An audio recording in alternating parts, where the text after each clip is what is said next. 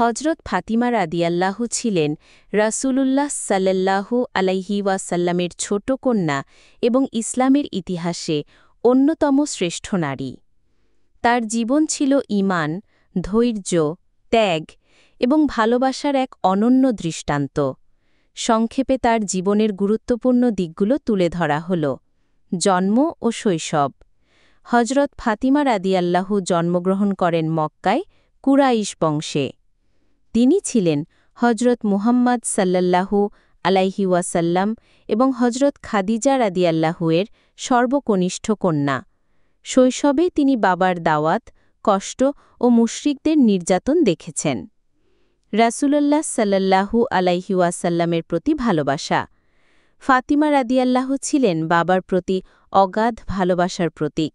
একবার মক্কার মুশরিকরা রাসূল সাল্লাল্লাহু আলাইহি ওয়াসাল্লামের মাথায় উটের নাড়ি ভুঁড়ি ঢেলে দিয়েছিল।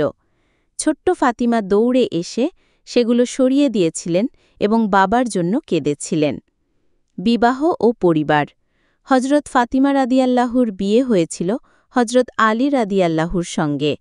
তাদের সংসার ছিল অত্যন্ত সাধারণ, তবু ছিল বরকতময়।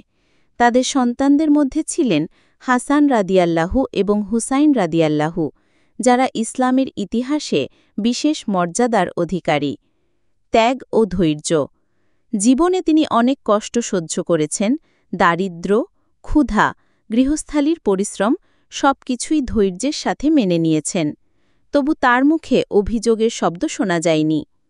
রাসূলুল্লাহ সাল্লাল্লাহু আলাইহি ওয়াসাল্লামের ইন্তেকাল ও ফাতিমা রাদিয়াল্লাহুর মৃত্যু। রাসূলুল্লাহ সাল্লাল্লাহু আলাইহি ওয়াসাল্লামের ইন্তেকালের কিছুদিন পর ফাতিমা রাদিয়াল্লাহুর মৃত্যু হয়। রাসূলুল্লাহ সাল্লাল্লাহু আলাইহি ওয়াসাল্লাম বলেছিলেন, আমার পরিবারের মধ্যে তুমি সবার আগে আমার সাথে মিলিত হবে। তিনি মাত্র 28 বছর বয়সে ইন্তেকাল করেন। তার গুণাবলী।